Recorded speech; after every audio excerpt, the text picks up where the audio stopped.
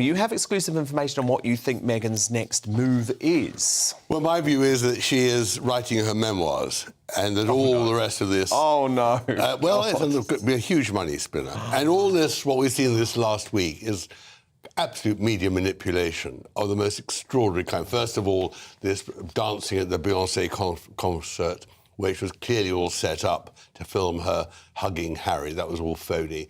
And then Harry knocking the media for not being nice to the Afghan victims, which was completely untrue.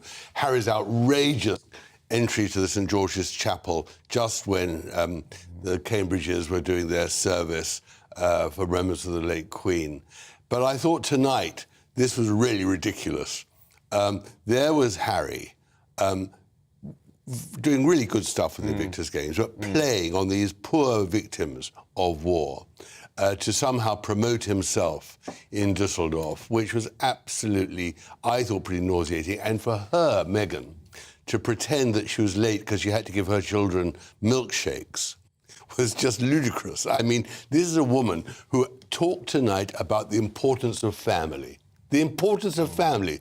From Meghan Markle, who did her best to destroy the royal family, who ignores her own father, who talks about we've got to look after victims and leaves her father in Mexico with a stroke and doesn't visit him, and talks about family values. These are two real imposters. And what is really annoying is that we shouldn't have to in any way admire what they're doing in Dusseldorf, because they have wrecked with all their lies. The lies on Oprah Winfrey, the lies in Spare, the lies that Harry said in his interviews about his father and his brother.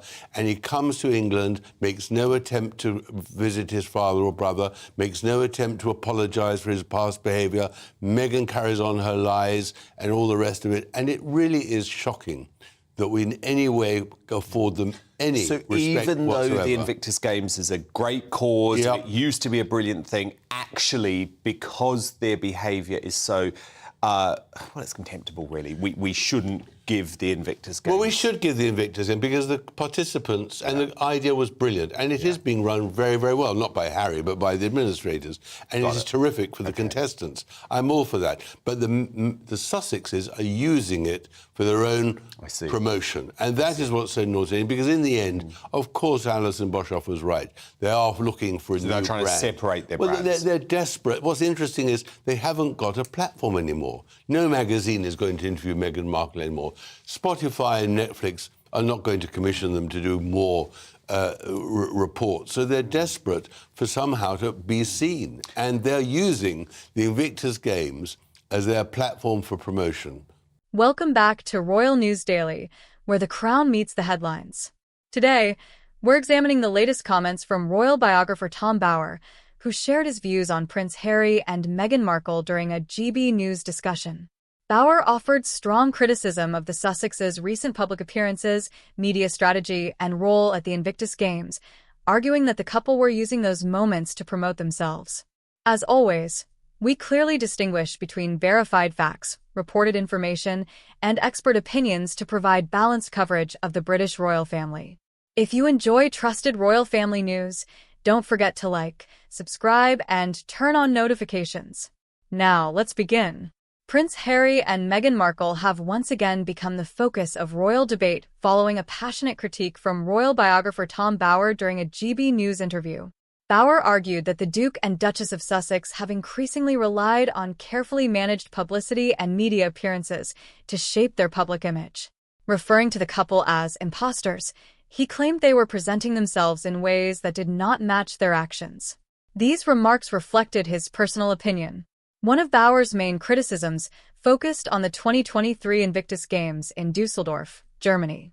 He praised the Invictus Games as an important event supporting wounded and injured service personnel, but argued that Harry and Meghan's appearances shifted public attention away from the athletes and toward themselves.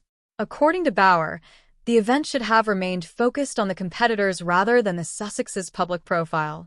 Bower also criticized Meghan's public comments about arriving late to the event because of responsibilities involving her children, saying he found the explanation unconvincing. He further questioned the couple's repeated emphasis on family values, while pointing to their well-publicized disputes with members of both the royal family and Meghan's own family.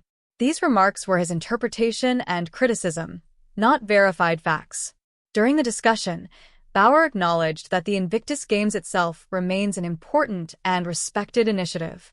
However, he argued that Prince Harry and Meghan were using the event to maintain media attention at a time when, in his opinion, their commercial opportunities had become more limited. It is important to note that Prince Harry and Meghan Markle have not responded directly to these specific comments. They have consistently maintained that their public work, charitable initiatives, and appearances are intended to support causes they believe in, including veterans through the Invictus Games. Therefore, while Bauer's remarks have generated significant discussion, they remain commentary and opinion, rather than established fact. Prince Harry founded the Invictus Games in 2014 to support wounded, injured, and sick service personnel and veterans through international sporting competition. After stepping back as senior working members of the royal family in 2020, Harry and Meghan relocated to California, where they launched media projects, charitable initiatives through the Archewell Foundation, and several public campaigns. The couple's interviews, Netflix series, and Prince Harry's memoir Spare attracted global attention while also generating continuing debate among royal commentators. And what must be so difficult for them, Tom, is that things are just working out brilliantly for the Prince and Princess of Wales. I mean, you've got William's trip coming up. And talk to me about this visit. This was quite bold, wasn't it? It was bold, but she looks terrific, Kate. And she's intelligent, and she is so convincing and sincere.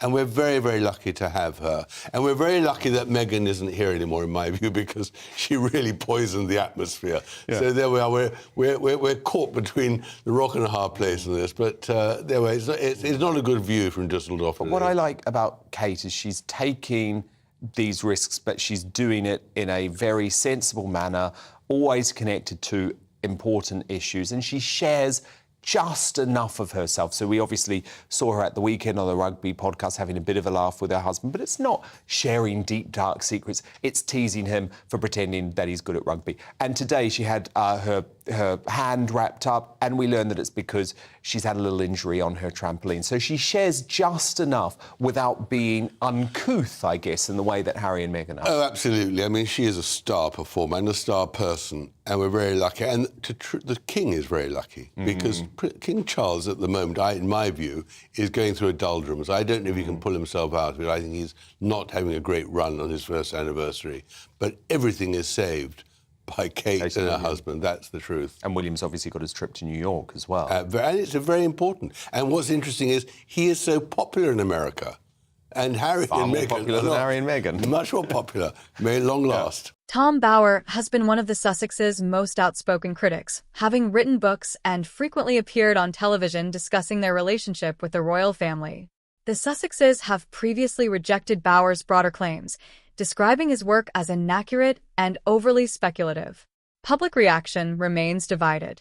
Some viewers agreed with Tom Bauer's assessment, arguing that public appearances by Harry and Meghan often receive more attention than the charitable causes themselves. Others defended the Sussexes, pointing out that Prince Harry founded the Invictus Games and that his presence naturally attracts media coverage, which can also increase awareness of the athletes and the event. Many royal watchers believe opinions about Harry and Meghan continue to depend largely on personal perspective. Tom Bauer's latest comments have once again sparked debate about Prince Harry and Meghan Markle's public role. While he believes the Sussexes have focused too heavily on their own image, these remain his personal opinions, not verified facts or official findings. As always, separating commentary from confirmed information is essential when following royal family news. What do you think? Do you agree with Tom Bauer's criticism of Prince Harry and Meghan Markle, or do you believe the Sussexes are unfairly judged by commentators? Share your thoughts respectfully in the comments below.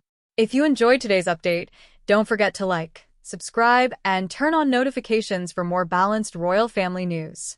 Thank you for watching Royal News Daily, where the crown meets the headlines.